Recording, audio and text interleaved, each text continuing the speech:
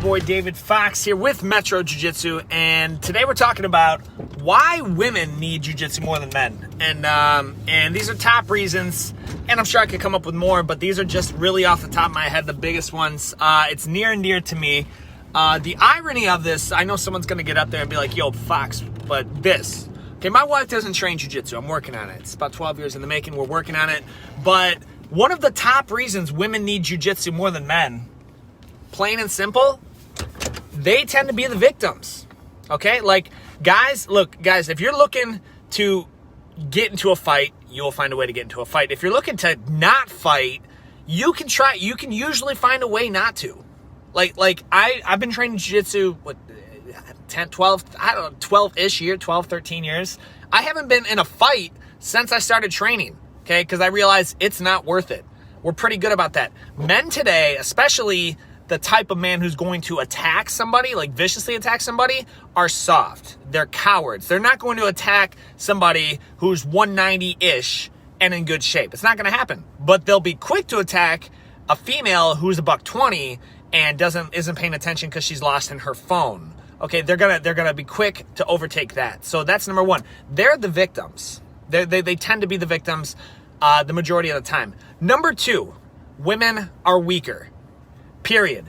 Don't come at me. If you take equal man, strongest woman, equal woman, they're biologically weaker. I'm not saying they're less of an individual. I'm not saying they are not as important as men. I'm saying physically they are weaker. And so jiu-jitsu is the art of using leverage and physics to sweep, submit, get on top, and finish your opponent, whoever that is. Or one of my favorite videos is she's a Gracie black belt, I believe, and they did she's being assaulted in the back of a car, and she ends up choking the guy out with his own t-shirt.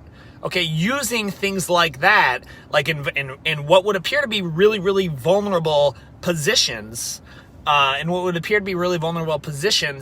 to actually defend themselves and get out. Thirdly, another top reason is, we have one of the largest female bases of any gym I've been in. Definitely in the state. 100% in the state. I mean, we got dozens of women on the mat. I remember training, we had like a woman, 2 women, maybe. But we have dozens of women. And so being around those positive male influences, because we don't allow jerks in our gym. Like, I have recommended guys who I think are dangerous or whatever. I'm like, look, we're not the gym for you. I don't know who is, but we're not it. Go find it, right? So they need to train jiu-jitsu, and they're around those positive influences. So now you've got, it's a positive network, and they are around them. So it also, so it's not good to be all one side or the other, right? It's not good to only be surrounded by men. It's not good to only be surrounded by women. So that they have these relationships now. And so we all know, like, when it comes in handy, like, hey, the network that comes from, because we have a lot of single moms who actually train with us, and they're like, hey, I know this guy does trades from the gym. Maybe I can reach out to him. Okay, so that network, you actually have a whole bunch of people looking out for you. Okay. This is not an equality post. This is not we're not talking about equality. We're talking about why it's better for jiu-jitsu. Secondly is it's a high intensity workout. It's a HIIT workout, meaning spurts, meaning hurry up and wait. You go real fast to get a position, and you don't realize just how hard you're working.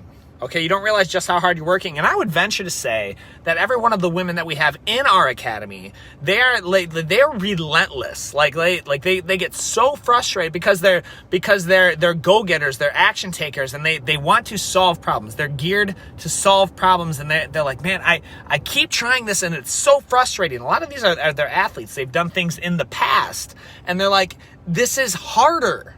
I don't like this. Normally things come easier. Welcome to jiu-jitsu. So that problem-solving ability, they don't realize just how hard they're working because they're trying to solve the problem. And then next thing you know, they've sweated out pounds of sweat. They've shredded fat. A lot of them have lost weight. So it's a really good way to kind of get rid of some stubborn. You're one of them that I'm thinking of, Minnie.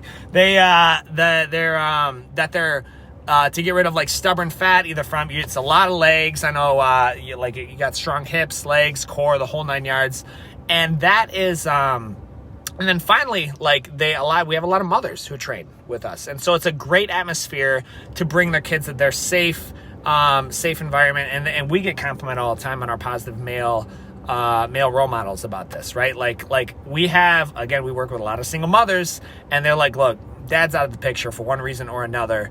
And I'm glad I found you guys, either myself, Coach Muhammad, Coach Shablil, like all of these guys, we're the true image of kind of like that father figure. Okay, that father figure of that role model and kind of what that looked like to help them step up. So those are just guys literally off the top of my head.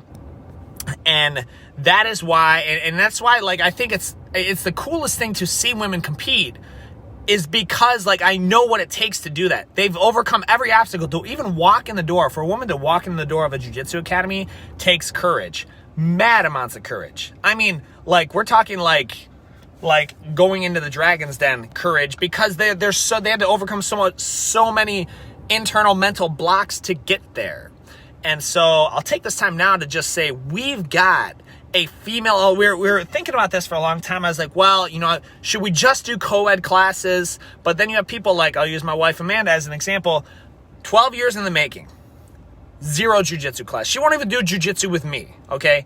But she's like, maybe if it was women only. So we have female only classes now where we do that. Like, it's 2 days a week. It's only females. And then you can always come up and you're like, hey, I feel comfortable wrestling girls. I do want to kind of test myself against the guys, and kind of see what that looks like. That's okay. You can do that, but it's just lowering that barrier of entry. And that's what we're doing. Those are Tuesdays and Thursdays. But guys, those are, if nothing else, send this to someone, share somebody with someone, tag someone who's like been on the fence or talked about martial arts, or my personal favorite, women's kickboxing, right? Fitness kickboxing.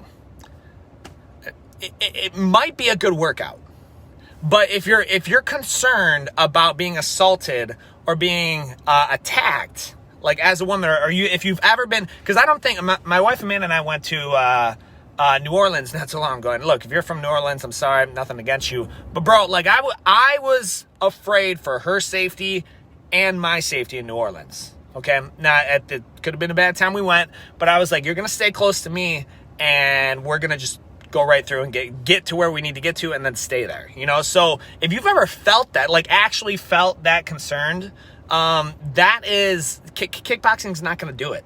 It's just not. I'm sorry. Like, the second it goes to the ground, now you're weaker. Now they're on top. Now it's an issue. Now you're wishing you had trained jiu-jitsu. So take action, guys. Check it out and send this to somebody or tag somebody who you think could benefit from this. I'm Coach David with Metro Jiu-Jitsu. As always, I look forward to seeing you ladies on the mats.